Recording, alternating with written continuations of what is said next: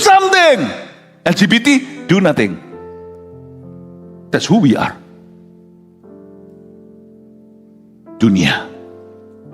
Soal penyakit masih bisa. Soal dosa udah buta.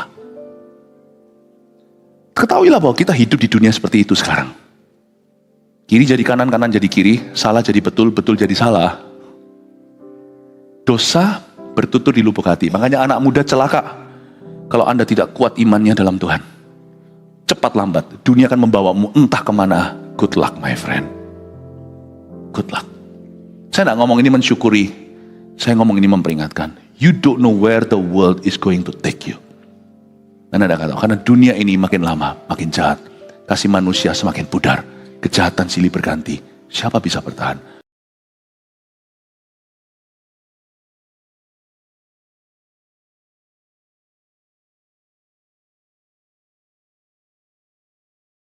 Seharian ini My Love Conference, atau silakan duduk dulu, konferensi cinta kasih. Saya banyak cover topik soal pernikahan, yang mana berbicara bukan hanya untuk orang yang menikah, tapi juga kepada bujangan. Seharian ini betul-betul visi untuk orang-orang yang single, tapi minyak yang baru atau urapan atau anggur yang baru pula bagi orang-orang yang sudah menikah. Barang bagus tidak perlu diumbar dan tidak perlu dipaksakan. Saya percaya konten-konten yang saya hari ini jabarkan, semua itu Anda butuhkan. Dan gak mungkin pewahyuan itu semua yang mendalam dikhotbahkan dalam satu khotbah.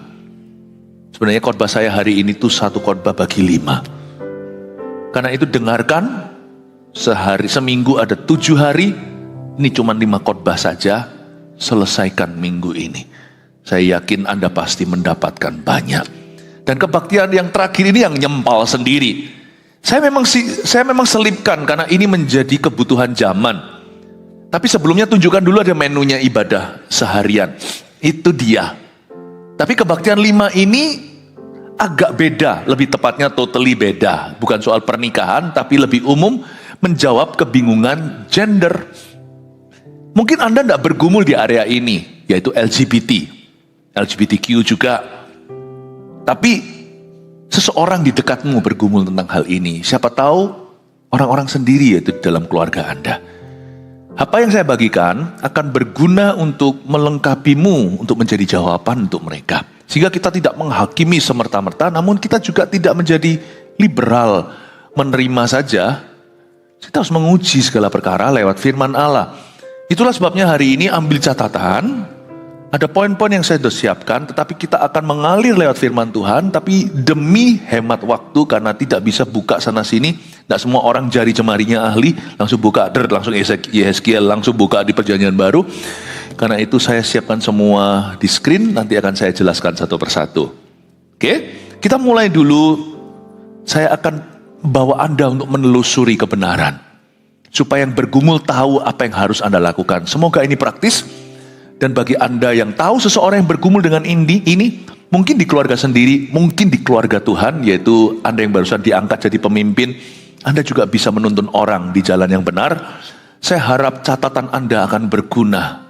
Tidak, ini bukan teori, ini spirit yang dibagi. The spirit of the truth. Roh kebenaran itu akan memerdekakan. Saya ajak kita untuk mulai ngalir dengan saya, ayat demi ayat. Mulai dulu dengan Kejadian pasal 1 ayat 26 sampai 28, buka. Berfirmanlah Allah, baiklah kita menjadikan manusia menurut gambar dan rupa kita. Patron ciptaan adalah Tuhan, termasuk apalagi manusia. Supaya mereka berkuasa atas ikan-ikan di laut dan burung-burung di udara, dan atas ternak dan atas seluruh bumi dan atas segala binatang melata yang merayap di bumi, supaya mereka berkuasa. Bukan supaya kita menjadi hamba dosa, apalagi hamba nafsu. Kita tidak diciptakan untuk dikuasai oleh nafsu dan berahi. Kita diciptakan untuk menguasai semua dalam ciptaannya, termasuk passion dan gairah, kecenderungan juga. Maklumi manusia jatuh dalam dosa, jadi kecenderungannya A sampai Z ada. Tapi orang benar akan hidup oleh imannya kepada Tuhan. Dan iman itu dimulai dengan pengetahuan that God created me for something better. Allah menciptakan saya untuk sesuatu yang mulia. Tuhan tidak menciptakan aku begini. Kita harus melihat patron dan blueprintnya. Ayat 27, maka Allah menciptakan manusia itu menurut gambarnya. Jadi semua harus kembali ke pabriknya. Menurut gambar Allah diciptakannya dia. Bukan menurut apa kata dunia atau opini yang populer sekarang ini. Apa yang diterima oleh massa. Bukan. Kebenaran itu tidak tergantung zaman. Termasuk zaman edan. Maka Allah menciptakan manusia itu menurut gambarnya. Menurut gambar Allah diciptakannya dia. Perhatikan, laki-laki dan perempuan diciptakannya mereka. Kita baca bagian terakhir ini. Setelah semikoma. Jangan, kembali ke ayat 27 dulu. Kembali, ayat 27. Ya, maka Allah menciptakan bagian ini. Laki-laki dan perempuan diciptakannya mereka. 1, 2, 3. Katakan, laki-laki dan perempuan diciptakannya mereka. Semua, 1, 2, 3. Laki-laki dan perempuan diciptakannya mereka. Tulis ini, cuman ada 2 gender. Gak usah bingung. Gak ada 3, gak ada 2,5. Cuman ada laki-laki dan perempuan. Itu ciptaan Tuhan. Udah gitu aja. Gak ada laki-laki yang terjebak dalam tubuh perempuan dan sebaliknya. Gak ada. Ayo balik yuk. Benteng-bentengan kembali ke bentengnya. Kita kembali ke Tuhan. Tuhan gak pernah salah. Tuhan tidak membuat kesalahan dalam ciptaan meskipun manusia jatuh dalam dosa. Kita harus kembali ke blueprint pertama. Tuhan tetap relevan. Karena selama kita masih nafas, berarti Tuhan menghembuskan nafasnya. Manusia mau ngaku terima Tuhan atau tidak, hidup kita itu daripadanya. Tuhan gak pernah salah. Hanya ada 2 gender, Bapak Ibu. Sampai kapanpun GMS akan menganut ini. Hanya ada 2 gender, yaitu perempuan dan laki-laki. Take it or leave it. Ya? Lalu kenapa kok ada kecenderungan? Sabar, kita akan mengalir saat ini. Tunggu dulu ya. Matius 19 ayat 4-6. Kalau kita sudah tahu ada 2 gender saja, yaitu female and male and female. Ya. Maka sekarang kita akan melihat, mengintip pernikahan itu apa dalam blueprint Tuhan. Mari kita baca Matius 19 ayat 4-6 bunyinya. Oh, tadi masih ada ayat 28 ya, kita nggak usah kembali kita ke Matius 19 ayat 4. Jawab Yesus, tidakkah kamu baca bahwa Ia yang menciptakan manusia sejak semula menjadikan mereka laki-laki dan perempuan? Tahan, jangan dilanjut dulu. No, I'm still explaining. Multimedia kembali. Tidakkah kamu baca? Kembali ke Alkitab. Kebaktian sebelum ini tadi saya jelaskan. Kalau ada gunjang-ganjing, ada kebingungan, always go back to the text. Gampang kan? Manualnya ada kok. Selalu kembali ke sini. Tidakkah kamu baca? Ini kata-kata Yesus ketika dijebak dengan sebuah pertanyaan. Khususnya soal perceraian. Haven't you read? Tidakkah kamu baca? Yesus kalau dicobai, gak pakai perasaan. Waktu dalam pencobaan, harus ada sesuatu yang jadi pegangan. Yesus selalu berkata, ada tertulis, ada tertulis, ada tertulis. Selalu kembali ke sini. Tidakkah kamu baca bahwa Ia yang menciptakan manusia sejak semula menjadikan mereka laki-laki dan perempuan? Lihat itu, 2 gendernya. Lanjut ayat 5. Ayat 5. Dan firman-Nya, sebab itu laki-laki akan meninggalkan ayah dan ibunya dan bersatu dengan istrinya sehingga keduanya menjadi satu daging. Ayat berikutnya, demikianlah mereka bukan lagi 2 melainkan 1. Karena itu apa yang telah dipersatukan Allah tidak boleh diceraikan manusia. Jadi yang disebut married couple itu bukan man with man atau woman with man. Suami istri yang sah di mata Allah adalah seorang laki-laki dan seorang perempuan dalam pernikahan kudus yang diberkati. Simple ya. Selama Alkitab masih ada, Tuhan masih ada. GMS tidak akan pernah memberkati kumis dengan kumis. Atau sebaliknya. Never will. Gak boleh. Apapun terjadi, itu prinsip saudaraku. Tidakkah kau baca, ada tertulis, pada mulanya sejak semula Allah menjadikan laki-laki dan perempuan, dua gender kan? Mari kita bicara next step-nya, pernikahan. Dan seorang laki-laki akan meninggalkan ayah ibunya dan bersatu dengan istrinya. Dan apa yang telah dipersatukan Allah tidak boleh diceraikan oleh manusia. Pertanyaan etika. Misalnya, jikalau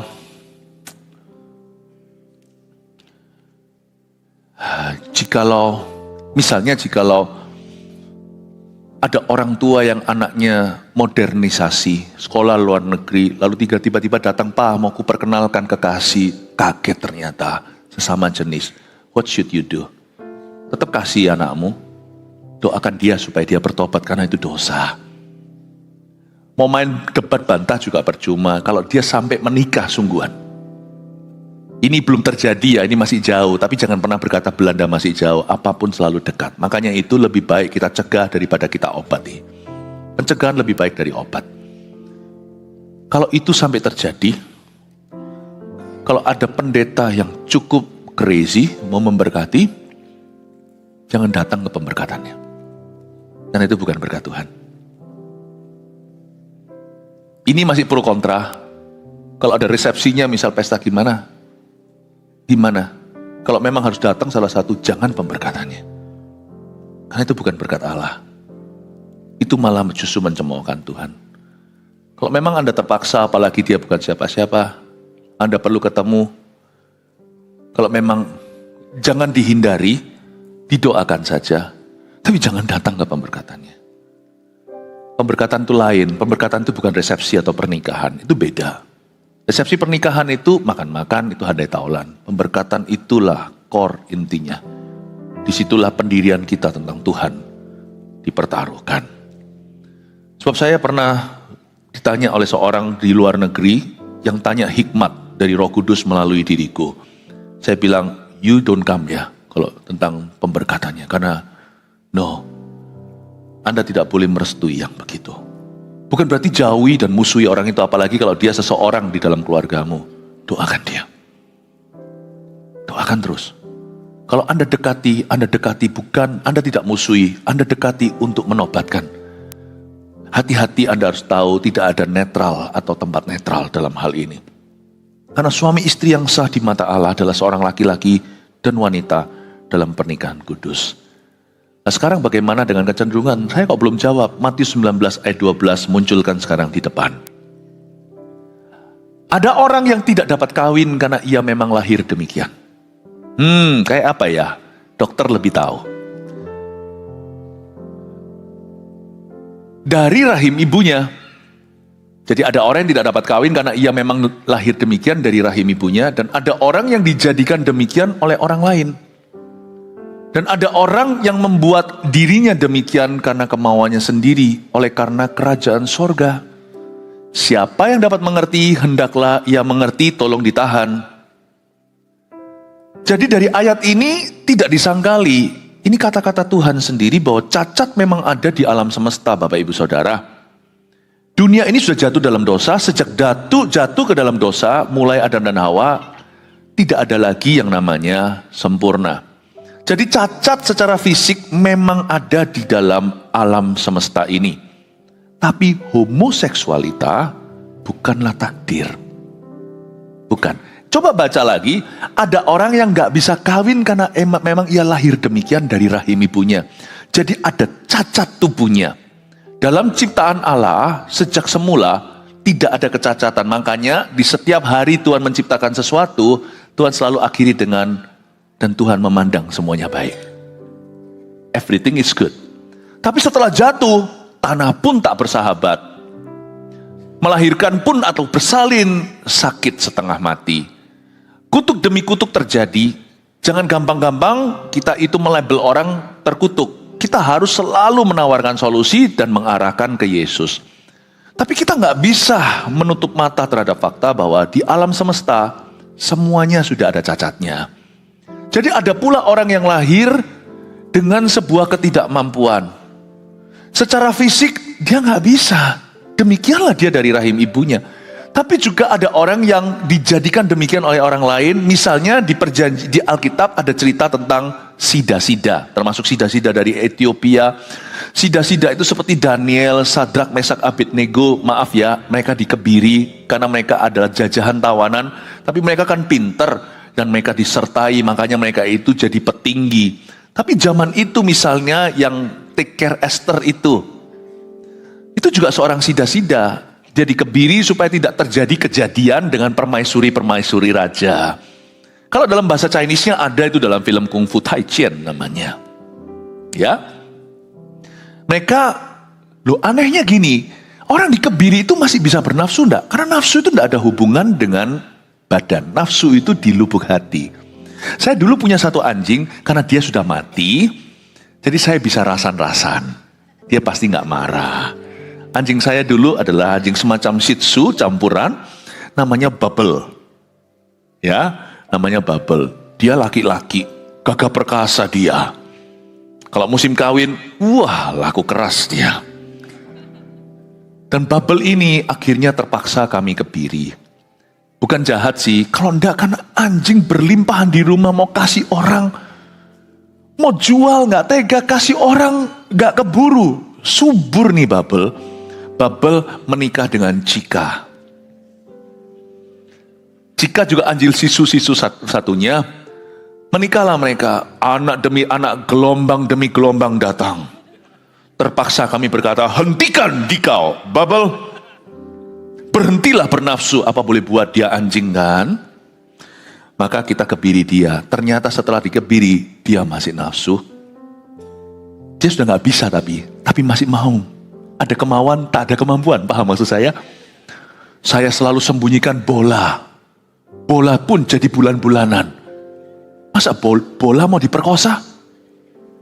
Apa dan sebagainya. Tapi dia nggak bisa. Tindakannya aja. Saya lihat gitu awal mula menjijikkan. Saya nggak respect sama Bubble ini. Tapi saya pikir lagi, dia anjing loh.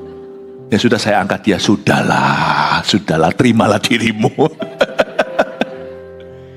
Ternyata dari Bubble saya pelajari, dosa tidak ada hubungannya dengan kelamin dan nafsu.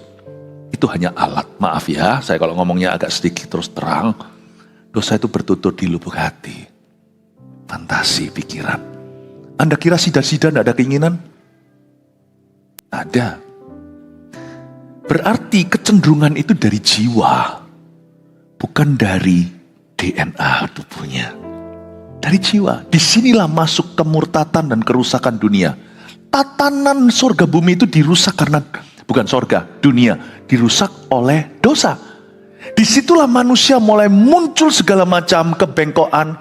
Twistnya ada. Mulai ada yang namanya kesalahan.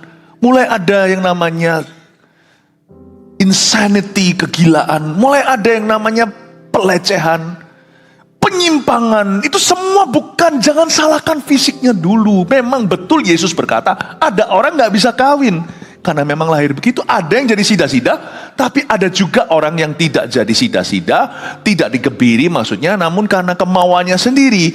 Oleh karena kerajaan sorga, dia tidak mau kawin. Orang seperti ini tahan tarak dan orang seperti ini luar biasa seperti Paulus. Tapi gak semua orang bisa mengerti ini. Itu adalah pewahyuan dan panggilan khusus. Orang yang salibat bukan karena gak laku. Orang yang salibat karena gak mau. Demi kerajaan sorga. Orang seperti ini pengendalian dirinya kuat sekali. Ada loh orang yang begitu. Kadang-kadang kalau kita lihat suster-suster. Ya, kalau mereka mau menikah mungkin mereka bisa.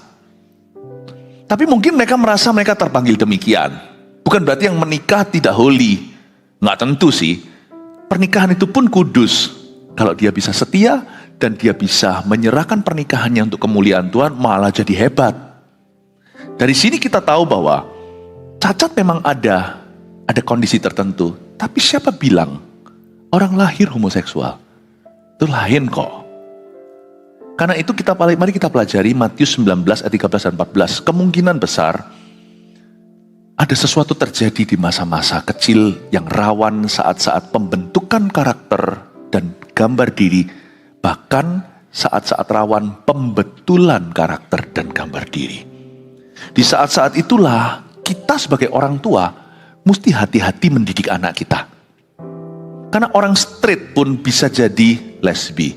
Banyak ceritanya, misalnya orang Indonesia kerja di luar negeri, dikecewakan sama suami, lalu salah pergaulan. Bukankah firman udah berkata, pergaulan yang salah merusak kebiasaan yang buruk. Di area, apalagi kalau orang-orang pernah mengalami kekecewaan dalam rumah tangganya, atau mengalami kehampaan lalu diisi dengan sesuatu. Zaman internet ini jauh lebih bahaya. Internet itu seperti pohon pengetahuan. Baik bisa, buruk bisa, tergantung pengguna. Itulah sebabnya kita harus waspada. Anak kecil kalau kita mau kasih HP, siapkan parenting yang bagus. Bukan berarti kita anti teknologi, cepat lambat sih, mereka akan punya itu. Tapi kita harus tuntun. Pergaulan juga kita harus jaga.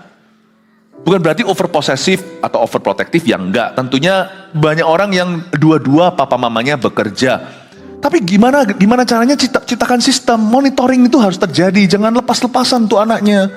Karena pelecehan pun bisa terjadi, bukan hanya kekecewaan dalam rumah tangga. Pelecehan itu faktor luar. Pergaulan yang salah itu bukan hanya pergaulan sukarela, tapi kadang-kadang pergaulan yang dipaksa. Awal mulanya anak itu gak suka, tapi karena pelecehan yang terjadi, penyimpangan pun tiba. Mungkin pertama kali seseorang melakukan sesuatu dengan dia merasa jijik. Tapi setelah itu dia menikmati, setelah 3-4 kali dia merasa, loh ya kok gak apa-apa. Perasaan guilty itu bahaya. Justru kalau kita merasa bersalah atau grogi, malah justru kita buat salah, ya kan? Misalnya kita suruh tanda tangan. Tanda tangan biasanya seret cepat. Tapi kalau kita sudah ditakut-takuti, ayo hati-hati, jangan salah, bisa salah. Main sepak bola juga sama, biasanya selalu masuk gawangnya. Tapi ketika dilihat penonton 2000, wah. Dan apalagi ini tendangan bebas yang menentukan satu-satunya, bisa luput loh. Orang kalau grogi itu bisa masuk kesalahan. Justru orang kalau ada perasaan guilty, marah, trauma, itu justru bisa jadi itu. Gak heran, orang yang pernah dilecehkan, kalau dia tidak kuat iman, dan dia tidak berubah karena Tuhan, nanti suatu hari, yang dia benci, dia jadi. Dia juga akan melecehkan. Beberapa pelecehan yang terjadi, saya bukan ahli jiwa, saya seorang gembala, apa yang saya sampaikan semua ini bisa didebat. Tapi firman gak bisa. Ayat gak bisa. Ya, ini adalah diagnosa saya, hal-hal yang patut kita pertimbangkan supaya kita itu mengerti. Semoga ini praktis nanti sampai ke Anda sudah menjadi sebuah hikmat. Hati-hati. Kadang-kadang yang kita dengar di pasaran atau di masyarakat, ada orang dilecehkan oleh pamannya sendiri. Bukan berarti praduga tak bersalah, curiga semua orang. Ya jangan, gak fair itu. Tapi jangan terlalu gampang lepaskan anak begitu, apalagi di usia-usia yang rawan. Karena pergaulan itu bisa sesuatu yang sukarela, bisa sesuatu yang terpaksa. Tapi setelah dia merasa guilty, misalnya ada orang pernah dilecehkan, kok aneh ya, nanti dia juga melecehkan sesuatu. Ada banyak kasus di mana seseorang yang melecehkan anak kecil, dulu waktu kecil dia dilecehkan. Tapi gak semua jadi gitu ya. Ada pula yang tidak jadi apa-apa, dilecehkan, dia sungguh-sungguh berbalik. Tidak ada efeknya karena Tuhan lindungi juga ada. Karena itu super hati-hati. Nah, di masa kecil adalah masa yang rawan. Kita baca dulu Matius 19 ayat 13 dan 14 bunyinya. Ya, bisa muncul kan? Lalu orang membawa anak-anak kecil kepada Yesus. Katakan anak-anak kecil. Supaya ia meletakkan tangannya atas mereka. Dan mendoakan mereka. Akan tetapi murid-muridnya memarahi orang-orang itu, ayat 14. Tetapi Yesus berkata, biarkanlah anak-anak itu. Janganlah menghalang-halangi mereka datang kepadaku. Sebab orang-orang yang seperti itulah yang mempunyai kerajaan sorga. Nah, Yesus serahkan tugas ini pada gereja dan orang tua. Bahwa anak-anak di segala usia, kalau mereka masih kecil apalagi, kita harus bisa menumpangkan tangan itu tanda perlindungan, melindungi mereka. Bukan hanya secara spiritually, juga dengan keputusan bijaksana. Lalu kita harus bisa membawa anak-anak itu datang kepada Tuhan.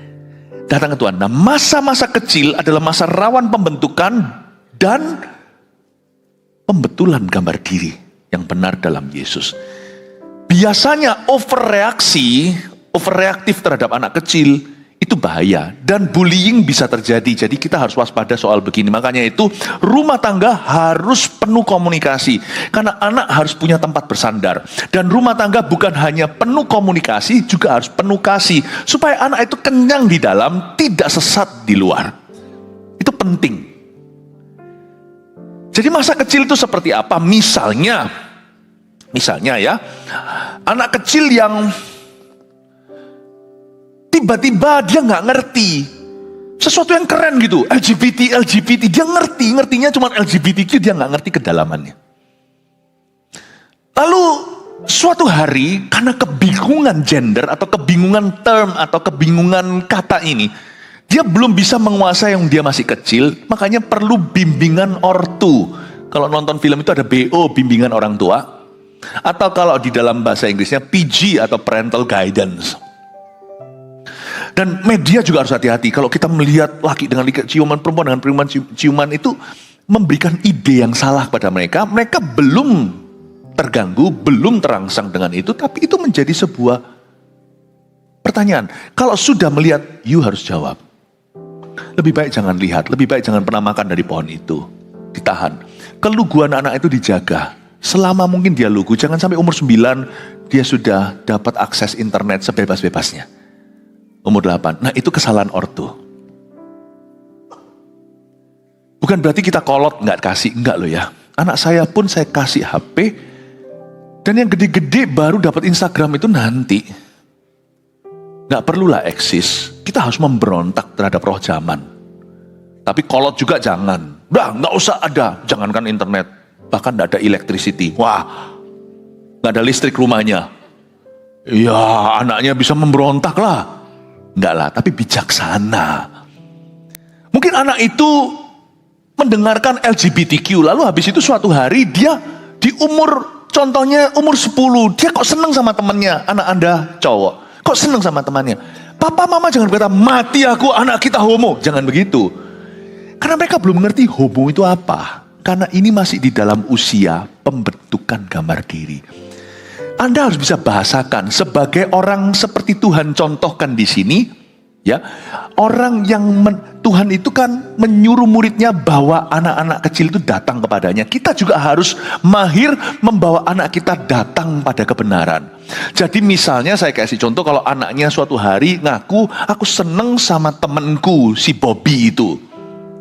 Anda enggak usah panik kalau dia masih umur 10. Kalau dia umur 30, nah paniklah.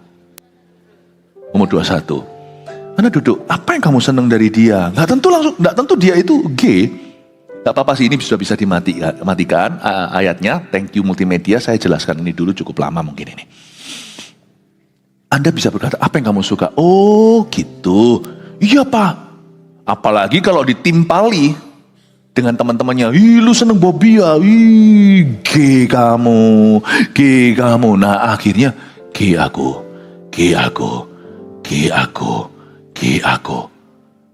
Dia mulai percaya, aku gay dari kecil.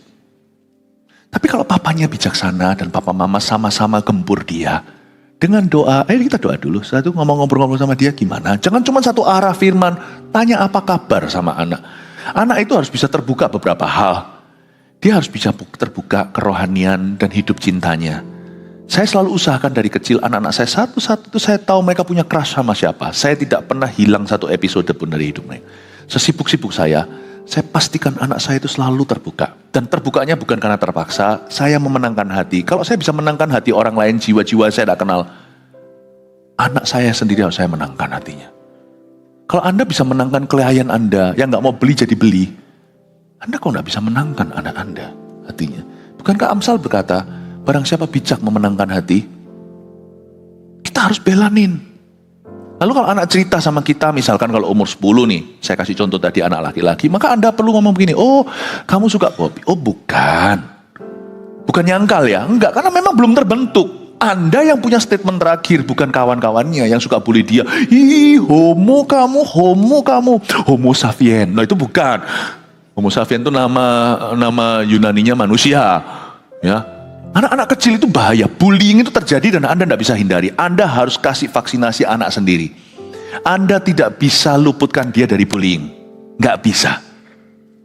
Ya, karena itu Anda harus beri dia, give him the tools, kasih dia alatnya untuk bisa membela jiwanya sendiri. Itu pentingnya kerohanian dibangun oleh orang tua dan gereja.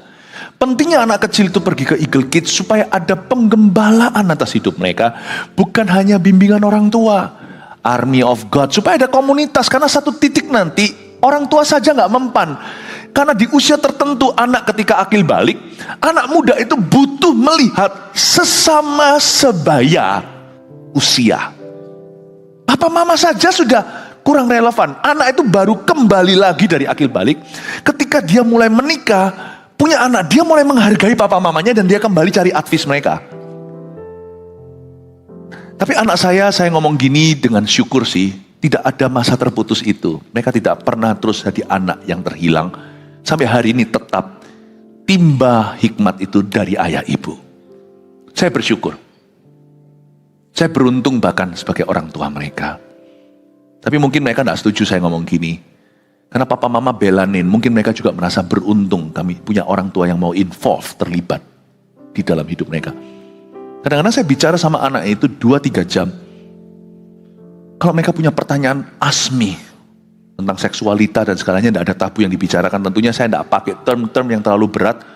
Mereka nggak usah tahu sebelum usia. Saya kasih penjelasan agar mereka itu puas, tidak cari jawaban di luar sana. Saya suka sekali anak saya kadang-kadang beritahu waktu mereka mulai bertumbuh dewasa, mulai dari kecil tanya daripada daddy, papa daripada aku nanti cari di internet, aku cari sama daddy aja, tanya sama daddy. Good choice, good job. Karena itu kalau kita tidak punya hubungan terbuka, nanti pada waktu perlu baru membuka, terlambat. Hubungan itu dibuka, ada nggak ada. Kalau kita bisa terapkan itu, bisnis pun diberkati loh pekerjaan Anda. Anda jangan indahkan customer kalau dia beli. Dia nggak beli pun, dia nggak punya duit pun, indahkan. Suatu hari dia punya uang, dia kembali beli dari Anda. Saya terapkan itu, yang namanya service itu pelayanan itu bukan cuma di gereja. Service itu spirit, service itu adalah sifat. Kembali lagi ke anak laki ini misalnya. Mungkin Anda berkata, Bobby yang mana toh? Yang itu, oh gitu. Papa rasa kamu bukan suka dia, itu seperti teman-temanmu bilang kamu gay. Enggak sih, papa enggak lihat kamu gay, dan kamu enggak punya alasan kok, kamu punya papa yang baik, mama yang baik. Kamu enggak punya alasan, kamu enggak dari broken home kok. Papa rasa yang kamu suka mungkin fitur-fiturnya ya, mungkin kamu seperti iri ya, kamu kok dia cakep itu, yang Bobby itu kan yang tajam-tajam mukanya. Iya pak, ya mungkin yang kamu rasakan itu kekaguman sih. Oh gitu ya pak, iya kekaguman. Bukan gay gitu. Gak usah, weh kamu gay, dalam nama Yesus. Oh, tambah kaget dia, tambah jadi gay.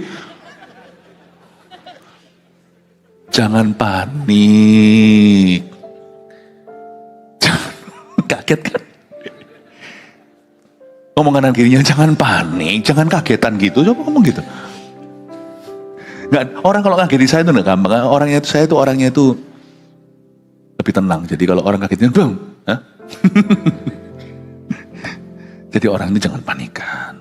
Jangan kegabah, wah kayak seluruh dunia. Apa sih? Gampang terombang-ambing. Orang gitu yang suka huru hara tanpa tahu tujuannya. Kena isu ini, wah kena isu itu.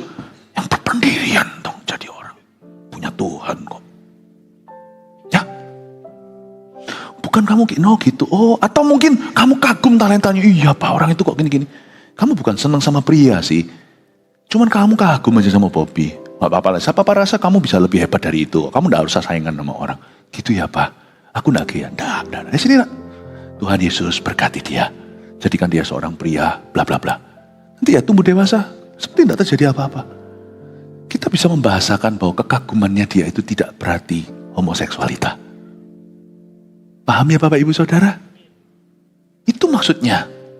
Apalagi kalau sudah bullying terjadi, gelu, misalnya gitu. Wah, nah bullying itu jahat.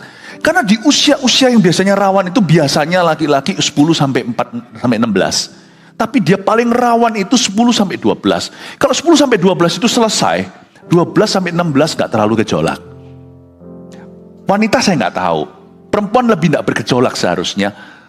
Kecuali kalau figur ayahnya parah, maka dia akan gejolak sekali di usia-usia bahkan sampai 18. Tapi di usia-usia itu, pembentukan itu, kalau lewat-lewat, apapun yang dia bilang suka, nggak tentu suka nanti. Jadi jangan Anda langsung panik. Seperti anak kecil, kepalanya itu belum berbentuk. Anak itu belum berbentuk. Jadi ada usia-usia di mana rawan pembentukan. Di area itu janganlah Anda cepat ketakutan. Bahkan dalam Tuhan pun tidak ada kata terlambat, sekalipun kalau anaknya sudah umur 20-an atau 30, mereka juga bisa sembuh. Amin Bapak Ibu. Sekarang mengerti ya? Masa kecil itu adalah masa yang sangat menentukan, seperti Tuhan berkata, jangan biarkan mereka datang padaku, bawa ke saya supaya aku tumpang tangan. Mampukah kita lewat reaksi kita, lewat sikap hati kita, kedewasaan kita, ketenangan kita, namun ketegasan kita, wibawa kita, namun juga kelemah lembutan, kita bawa anak kita apa-apa dalam goyang, mereka goyang goncang benteng-bentengannya itu papa mama, mereka bisa tenang. Makanya papa mama perlu bangun kerohanian. Kerohanianmu itu kerohanian anakmu. Makanya orang tua yang tidak bangun kerohanian, dia juga mencelakakan anaknya. Kalau dia goyang, dia datang ke papa mamanya langsung tenang. Goyang, lalu dia stabil lagi. Gak bisa lah anakmu dicuri. Gak bisa diculik sama setan. Gak bisa. Jadi sebenarnya masalah dunia ini kembali ke masalah dosa. Masalah dunia ini kembali ke masalah imamat. Lihat ya, keluarga bukan berarti mereka luput. Keluarga baik pun kadang-kadang masih ada perkecualian di mana ada tantangan-tantangan yang entah muncul dari mana. Tetapi coba lihat persentasinya low sekali. Kebanyakan masalah di dunia, saya tidak hanya bicara tentang seksualita LGBT, kekerasan lah, kenakalan remaja. Coba Anda lihat, dari keluarga yang kurang kasih, broken home atau single parenting. Single parent pun tidak harus begitu loh. Kalau Anda berpegang teguh pada Kristus dan punya komunitas iman yang sehat, maka anak Anda tidak punya figur ayah atau figur siapa. Kebanyakan nggak ada ayahnya kan. Mereka bisa melihat figur-figur yang lain dan bertumbuh dengan asupan yang sehat, sekalipun tetap lewat selang, bukan natural ayah sendiri. Tidak harus. Persoalan di dunia ini karena kurang kasih dalam keluarga dan tidak kenal Tuhan. Saya ingin Anda untuk mengerti hal ini ya. Saya ajak kita melihat Mazmur 36 ayat 2 munculkan. Semoga ini saya kalau khotbah gini harus komunikasi, jadi bukan saya minta afirmasi, tapi berguna nggak hal ini untuk Anda? Ya, berguna ya, puji Tuhan, amin. Mazmur 36 ayat 2. Mazmur 36 ayat 2. Ini 36 ayat 3. 36 ayat 2 ya kalau nggak salah ya. Sebab ia membujuk dirinya sampai orang mendapat kesalahan. Ya ini dia. Ayat 1, sorry saya yang salah. Multimedia, marahi saya nanti. Terima kasih. Untuk pemimpin biduan dari hamba Tuhan, dari Daud, ayat 2-nya, dosa bertutur di lubuk hati orang fasik. Rasa takut kepada Allah tidak ada pada orang itu. Ini peneguhan yang saya katakan tadi, tidak berhubungan langsung dengan organ tubuh. Organ dosa itu the brain, otaknya. Your brain is playing tricks on you. Otakmu menipumu. Makanya manusia yang hidup dengan otaknya cepat lambat. Lihat ini yang ada di dunia. Orang-orang pintar semua. Kenapa dunia tersesat? Kalau kita tidak serahkan hati kita. Let your spirit lead you. Makanya Tuhan berkata di Roma 8 melalui firman yang ditulis oleh Paulus. Live by the spirit so you will not fulfill the desire of your flesh. Hiduplah oleh roh supaya kamu jangan mengikuti keinginan daging. Nah bahayanya gini loh. Kita semua ini masih belum fix. Misalnya kalau hari ini saya ikut Tuhan 31 tahun. Kalau saya ikut setan, bukan ikut Tuhan. Saya tuh gak tahu saya akan berakhir jadi apa. Karena setan itu ngeri. Maksudnya itu dosa kalau diizinkan memerintah, Anda tidak akan tahu nanti ujungnya Anda jadi apa. Karena dosa itu bertutur di lubuk hati, dan kalau Anda berikan dia kesempatan, dia akan menjadi-jadi. Berarti dengan kata lain, kecenderungan juga tidak perlu menentukan kalau Anda bawa ke Tuhan. Aku hidup berdasarkan firman, bukan apa kata dunia. Dan hidupku yang kuhidupi sekarang ini, wow. Waktu saya menoleh ke belakang, saya dulu bukan soal LGBT, bukan soal ini, bukan soal seksualita. Saya dulu orang yang sangat keras sebelum saya kenal Tuhan. 31 tahun lalu saya diselamatkan. Saya mikir loh, mungkinkah aku punya kehidupan sekarang? Sifatku tidak sempurna memang, tetapi sifatku berubah. Mungkinkah saya bisa begini kalau bukan karena Kristus? Saya kadang-kadang punya satu perasaan penasaran yang tidak perlu saya jawab dan saya tidak perlu sama sekali tahu. If I did not follow Christ 31 years ago, kalau 31 tahun lalu saya tidak ikut Kristus. Dengan semua kecenderunganku, saya dulu kecenderungannya berkelahi sama orang, bertengkar. Kira-kira gua jadi apa ya? Saya jadi mafia, jadi napi, jadi tentara, atau jadi apa? Gak tahu. Makanya kalau Anda interview kecenderunganmu, bingung. Kecenderungan Anda sekarang pun belum final, masih bisa menyambut kecenderungan yang lain. Itu namanya komplikasi si jahat. Kalau roh jahat itu masuk dalam diri seseorang, 7 roh jahat yang lainnya nggak ada hubungannya, roh ke-7 nggak ada hubungannya dengan roh ke-1. Anda jadi apa? Siapa tahu. Sudahlah, berhenti interview dirimu, kembali ke firman. I am who you say you, whom your word says I am. Aku adalah sesuai firmanmu. Firmanmu bilang aku apa, ya itulah aku. Kalau kita bisa hidup oleh iman, hidupku bukan yang aku lagi, tapi Yesus dalamku, dan hidup yang kuhidupi sekarang, kuhidupi dalam iman, oleh iman di dalam Anak Allah yang mengasihi saya. Anda akan lihat blueprint Tuhan hidupmu terjadi. Wow, dulu aku kira aku itu lesbi, dulu aku kira aku tuh homoseksual, ternyata tidak. Aku berkeluarga sekarang, aku sembuh, dan aku memiliki kehidupan yang penuh pengharapan. Jangan interview kecenderunganmu. Dunia ini di sini, dunia malah justru memberi platform itu. Orang kanker diobati, tapi penyakit jiwa dimuliakan, malah diakui. Saya tidak mengantisipasi sebuah dunia di mana suatu hari penyakit ganas dianggap sebagai lifestyle yang biasa. Bukankah sekarang LGBTQ menjadi rekomendasi? Siapa yang tidak percaya itu berpikiran picik katanya. Kalau gitu mari kita sama-sama percaya bahwa kita semua harus hidup dapat kanker. Semua kita harus hidup dapat autoimun. Kita terima aja itu sebagai bagian daripada kehidupan dan itu yang normal. Enggak ya, kalau ada yang kanker kita harus obati. Kita harus doakan. Kalau ada yang autoimun kita juga harus obati. Kita harus doakan. Penyakit masih diakui sebagai penyakit. Dosa diakui sebagai biasa. Malah justru itulah yang betul. Ngerinya dunia tidak bisa membedakan tangan kanan dan tangan kiri. Bedanya apa sama Niniwe? Saya tidak mengantisipasi, look forward kepada sebuah dunia di mana sakit mah itu biasa. Loh, you tidak sakit mah ya? Nggak normal you. Harus mual-mual, lilit-lilit begitu. Nah, itu baru normal. Mau sakit mah ya? Pahlawan. Hero. Jangan pergi ke dokter gitu. Dokter seharusnya harus lihat histori Anda. Harus coba untuk sembuhkan dengan ilmu yang dia pelajari bertahun-tahun itu. Kalau kita datang ke dokter dan dokter berkata, sakit mah. Wow, suster sini. Pahlawan ini. Yang tidak sakit mah harus menerima ini sebagai fakta. Bahwa inilah bagian kehidupan. Jangan dilawan. Apa yang membuatmu gastrik itu? Mungkinkah makan santan panas-panas? Mungkinkah makan kecepatan? Atau makan malam-malam lalu berbaring tidur, lalu habis itu asidnya naik semua? Sakit malah apalah namanya. Lawan, ganti lifestylemu. Kalau ada kecenderungan untuk gastrik, ya jangan makan malam-malam. Makan tuh agak sore. Makan juga jangan kecepatan dikunyah. Jangan panas-panas, pedes-pedes. Nggak bagus.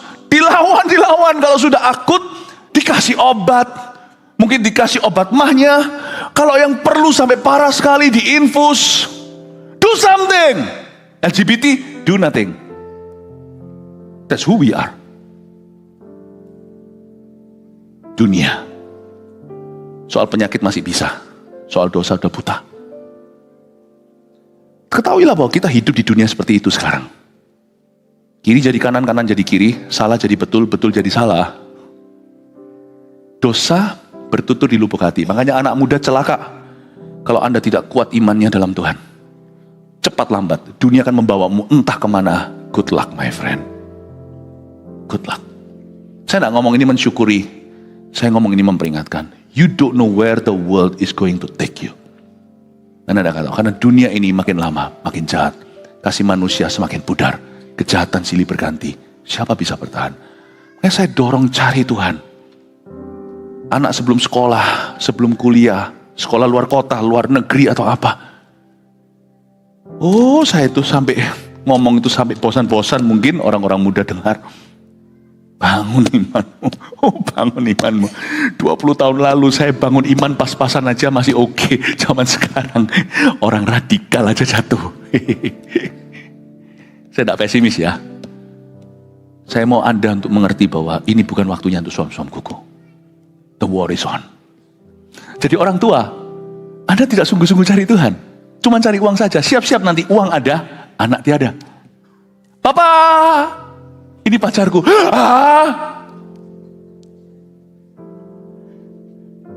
At least mereka tidak melawan. Mereka berkata, itu kan preferensi.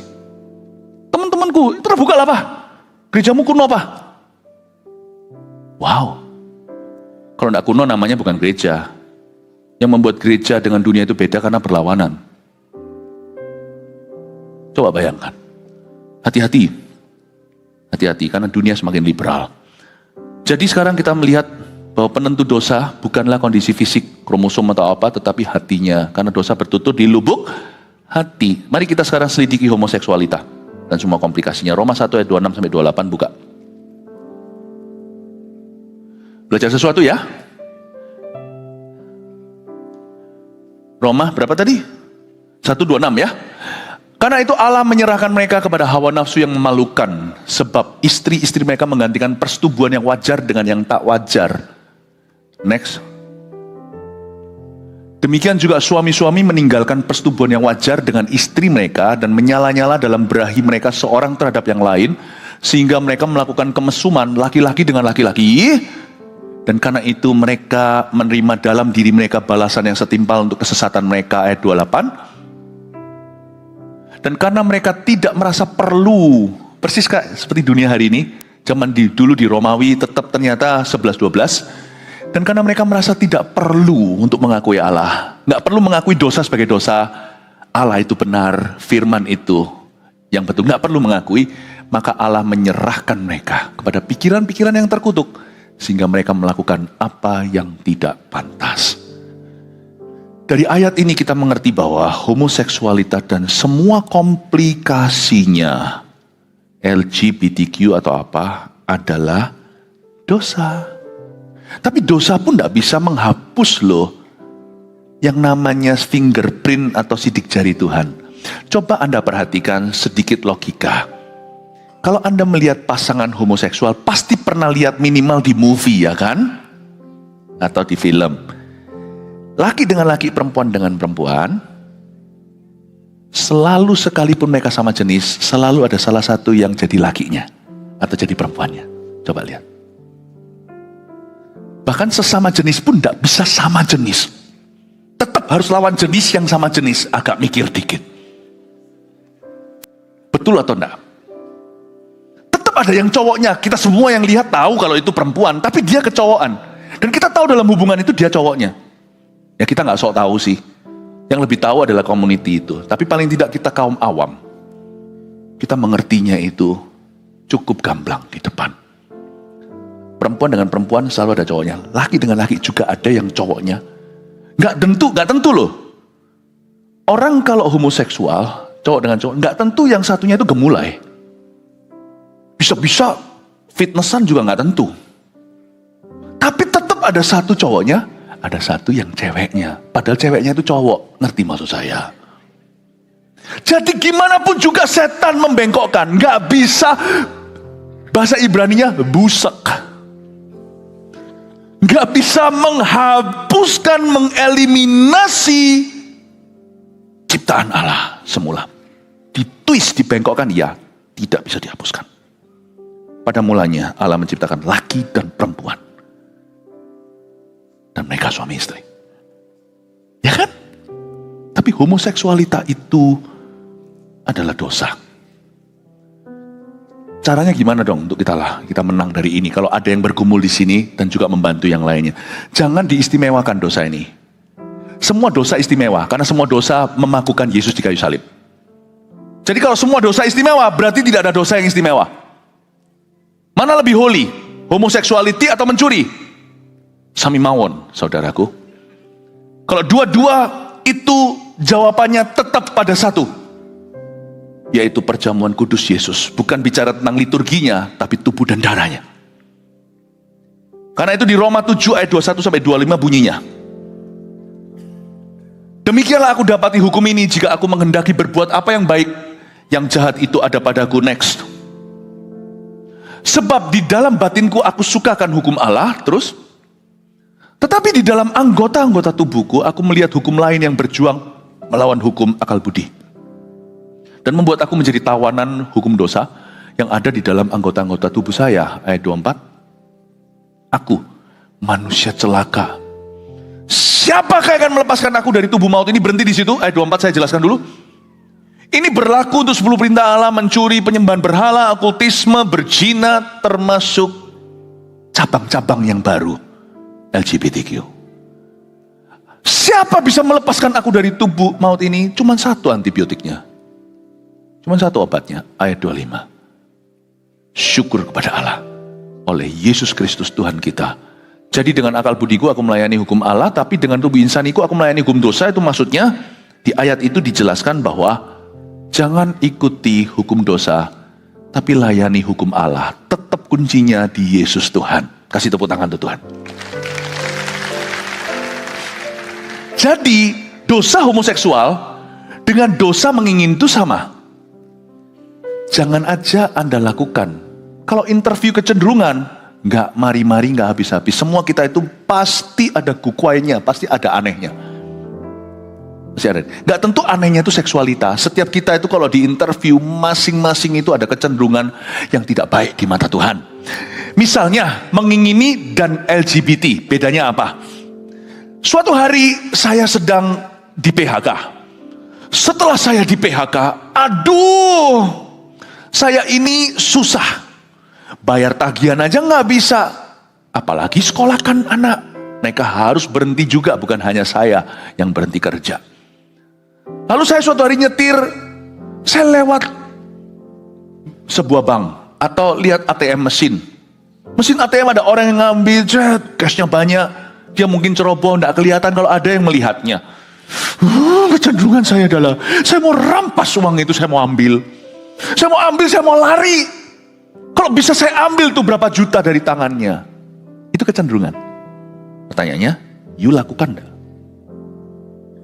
Anda tidak lakukan. Sekalipun itu kecenderungan. Anda tidak merasa, aku pencuri. Itu sebuah situasi. Anda tidak jadikan itu identitas diri, tapi aku tercobai atau tergoda, dan saya berkata tidak dalam nama Yesus. Bukan karena nama Yesus kali itu, tidak karena Anda masih takut masuk penjara. Tidak dilakukan. Tapi kalau Anda lakukan, berhasil sekali, 2 kali berhasil, lama-lama jadi karir. Perampok namanya atau pencuri. Ya kan? Jadi bedanya apa dengan orang lihat sesama jenis, kepingin. Sama-sama kecenderungan. Kecenderungan dosa namanya. Syukur kepada Allah oleh Tuhan Yesus Kristus. Dia melepaskan aku dari hukum dosa supaya aku melayani Tuhan dan melayani hukum Allah. Sama aja obatnya. Ketika kita lihat kecenderungan, misalnya sesama jenis, orang itu bisa berkata, tidak dalam nama Yesus. Tidak, in Jesus name. Dan Anda pakai materi yang sama, yaitu segala sesuatu kembali ke firman. Dengan apakah seorang muda mempertahankan kelakuannya bersih, baik itu mencuri atau LGBT, sama saja dengan menjaganya sesuai dengan firman Allah. Mazmur 119. Tetap sama obatnya, yaitu Roh Kudus dan firman. Jangan diistimewakan. Kenapa kalau LGBT jadi identitas diri? Sedangkan orang heteroseksual, lawan jenis lihat, wow cantik sekali, padahal bukan istri atau suaminya, apalagi kalau suami atau istri orang. Selama Anda tidak melakukan, karena dosa itu kalau dibuah, kalau keinginan kalau dibuahi menjadi dosa, dan dosa kalau terus dilakukan ketika matang menjadi maut. Anda bisa lari seperti Yusuf dari istri Potifar. Saya yakin Yusuf itu kepingin, makanya saya tidak percaya istri Potifar itu tante Potifar, karena dia pejabat, dia orang nomor 2. Zaman itu apalagi belum ada hak asasi manusia. Raja itu otoriter. Dan orang duanya pasti dapat kebahagiaan. Itu Miss Universe-nya milik Firaun, runner up-nya milik Potifar. Jadi itu bukan tante. Itu Cece. Yusuf waktu digoda dia lari. dia tidak homo, dia hetero. Tapi dia lari karena dia tahu dia bisa jatuh.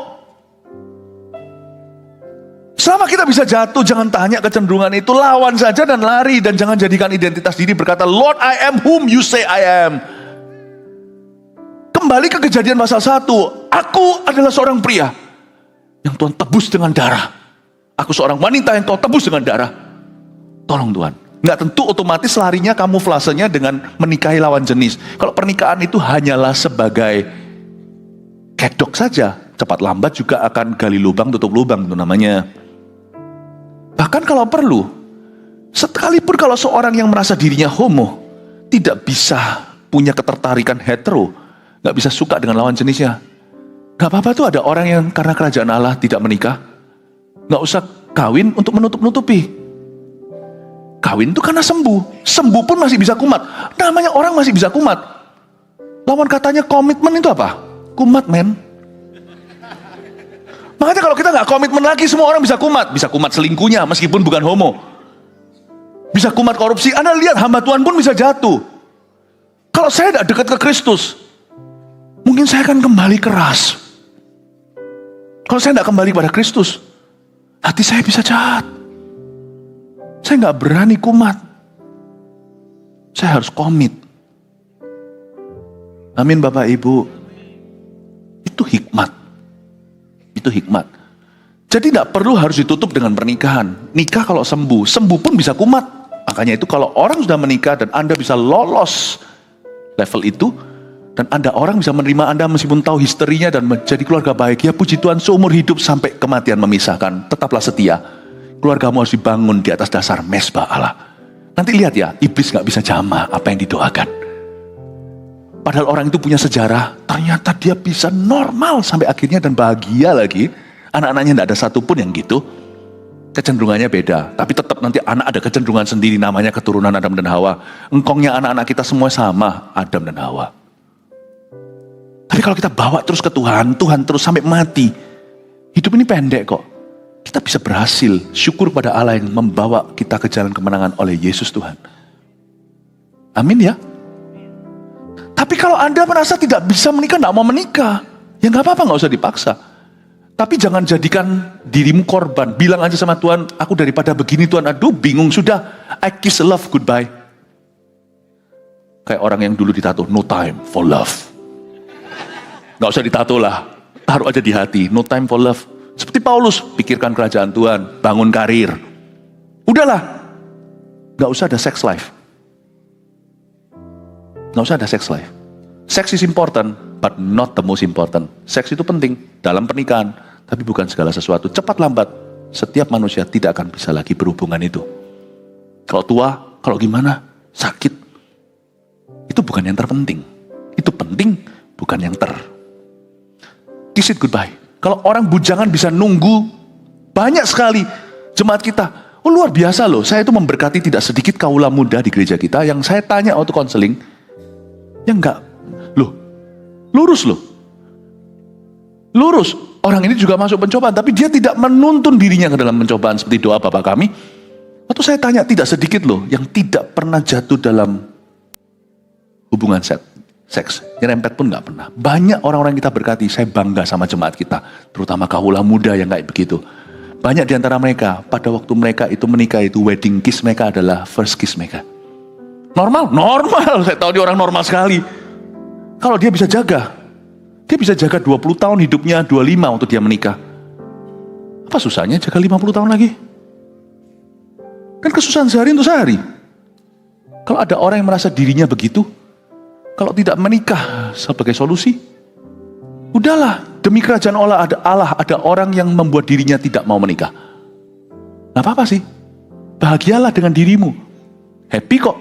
Kalau kita tidak memikirkan itu, orang itu bisa menggantikan dengan sesuatu. Kalau terus mikirkan itu ya jadi mau. Tapi kalau kita tidak mikirkan itu, lama-lama jadi lemah. Dan saya percaya orang itu nanti bisa traveling, bisa mana. Dan dia tidak perlu merasa aku ini homo atau aku ini lesbi. Jalani aja hidup ini dengan Tuhan Yesus. Aku laki-laki atau aku perempuan yang utuh di depan Tuhan sekalipun tidak menikah. Tidak semua orang-orang yang punya kecenderungan itu bisa dinikahkan karena mereka tidak bisa, tidak mau.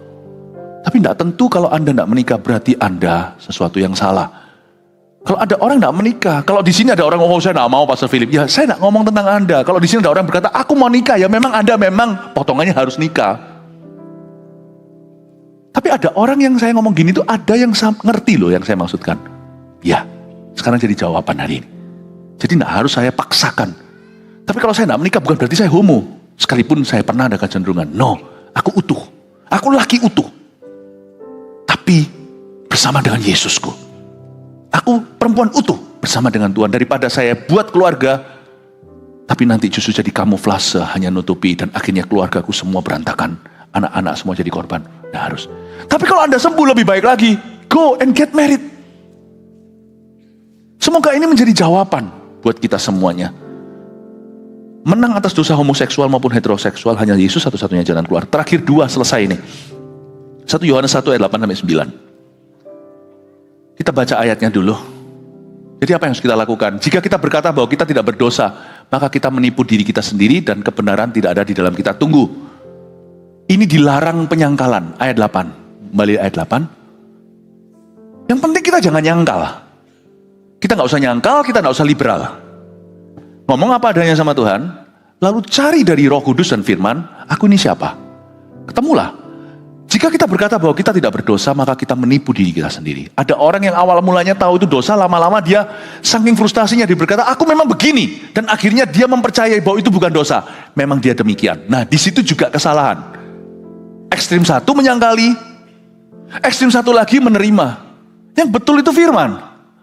Jika kita berkata bahwa kita tidak berdosa, maka kita menipu diri sendiri dan kebenaran tidak ada dalam kita. Nah, yang kita lakukan ini ayat 9. Lanjut ayat 9. Jika kita mengaku dosa kita, akui kondisimu, aku begini, maka ia adalah setia dan adil sehingga bukan hanya dia akan mengampuni dosa kita, tapi menyucikan. Menyucikan di sini masuk firman, masuk brainwash-nya Tuhan.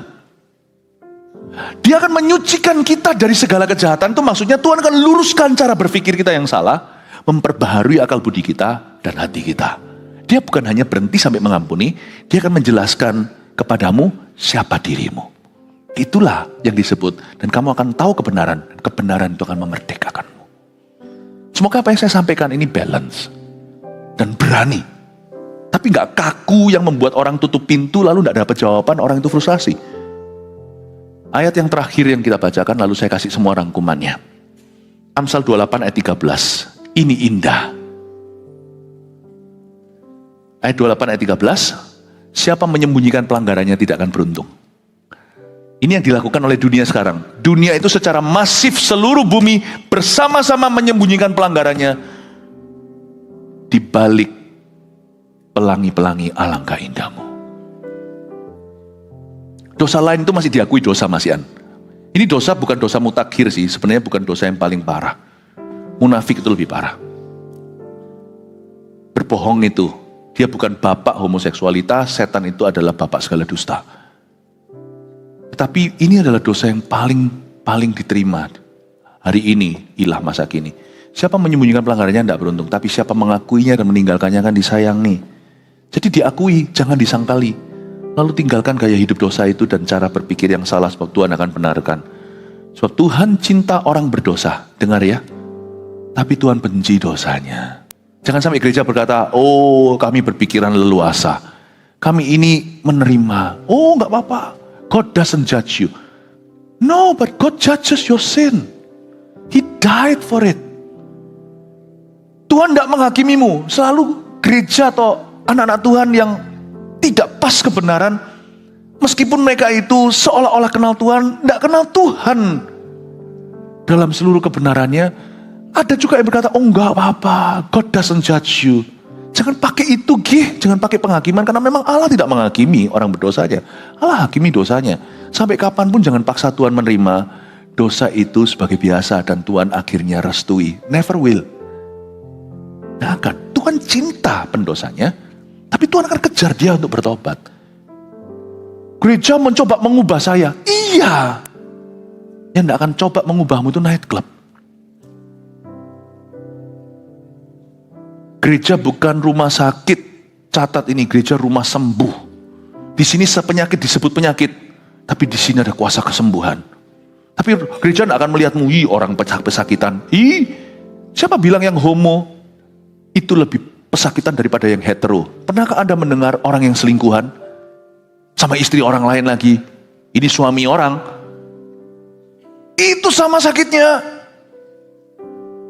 Koruptor sama sakitnya. Hamba-hamba Tuhan yang munafik sama pesakitannya. Gak usah kita istimewakan lalu kita jijiki. Tapi please jangan paksa gereja untuk menerima. Karena Allah tidak menghakimi pendosanya, tapi Allah hakimi dosanya. Kalau nggak dihakimi dosanya, masa Yesus matinya dihajar cambuk kayak begitu? Itu murka Allah atas dosa. Sampai kapanpun Allah tidak berubah, sekalipun mati di Golgota, di Kalvari itu. Anak Allah. Itu sebuah statement dari Tuhan. You must repent in order to enter the kingdom of God. Harus bertobat untuk masuk dalam kerajaan sorga. Pengampunan diberi cuma-cuma. Pertobatan itu begini loh, kamu bayar. Enggak, pertobatan itu selalu dijemput dengan pengampunan for free. Tapi Yesus berkata, stop sinning. Yesus berkata, go and sin no more. Pada wanita berzina yang tertangkap basah mestinya dirajam menurut hukum Musa. Yesus berkata, pergilah dan jangan berbuat dosa lagi. Tuhan cinta orang berdosa tapi benci dosanya. Dari ayat yang kita baca, pasal 28 ayat 13. Tapi siapa mengakui dan meninggalkannya akan disayangi. Berarti orang bertobat itu disayang sama Tuhan. Termasuk LGBT. Bukan dosanya ya. Orangnya. Karena itu kalau ada orang begini bertobat di dalam gereja, jangan terus lihat dia. Tapi juga jangan cari gara-gara. Karena ada kecenderungan kita juga harus jaga. Kalau ada kecenderungan orang yang kecenderungan marah, kalau ada kelompok diskusi yang emosi, jangan ajak dia. Yang bahaya di dalam gereja adalah orang dari komunitas begitu ketemu sama orang dari komunitas begitu. Loh itu kan sama-sama apps-nya. Jangan cari gara-gara. Gereja itu tempat sehat, bukan rumah sakit, rumah sembuh. Kalau Anda lihat sesama orang dalam komunitasmu dulu, jangan garai dia. Udahlah, teman banyak, bertumbuh sendiri-sendiri sampai kuat, dan juga jangan bicara lagi tentang masa lalu. Bisa nggak begitu? Tapi kalau kita ketemu orang yang begitu, misalnya mereka ada gemulainya, kalau memang itu yang seperti itu, tidak semua kayak begitu ya, tidak stereotyping, tidak stereotipe. Tapi kalau memang ada yang begitu, ya nggak usah kita hakimi lah. Orang itu sembuh, logatnya masih ada. Coba orang Surabaya. Orang Surabaya kalau sudah terlanjur besar di Surabaya, sampai kapanpun, bahasa Inggrisnya pun pasti ada medoknya. Chinese-nya ada medoknya. Ini puyau, pakso. Pasti ada. Logat itu adalah sesuatu kebiasaan yang untuk cukup lama. Jangan kita buat lelucon gemulainya. Kecuali kalau dia masih hidup aktif dalam dosa itu, harus ada orang yang konfrontasi. Tapi kalau dia sudah selesai dengan itu, masih ada medoknya masa lalu. Orang Medan juga ada medoknya. Jakarta pun ada Betawinya. Timur juga ada, ya kan? Wah, orang Timur malah justru asik logatnya. Mungkin ada orang yang masih ada sisa logatnya, tapi dia sudah tidak bicara bahasa itu. Kita harus encourage mereka untuk hidup baik. Kecuali kalau ada predator, itu kita harus waspada. Anak kita, anak rohani, kita harus jaga.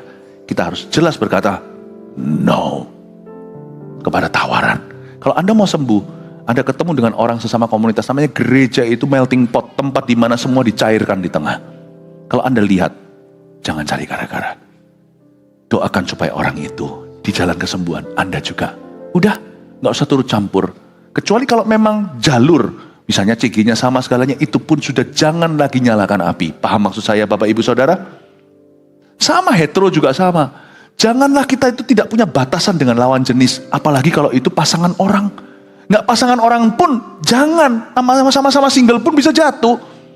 Jangan cari gara-gara. Di gereja jangan kita menuntun dalam pencobaan. Di gereja kita harus disembuhkan. 9 poin ini, catat satu-satu munculkan.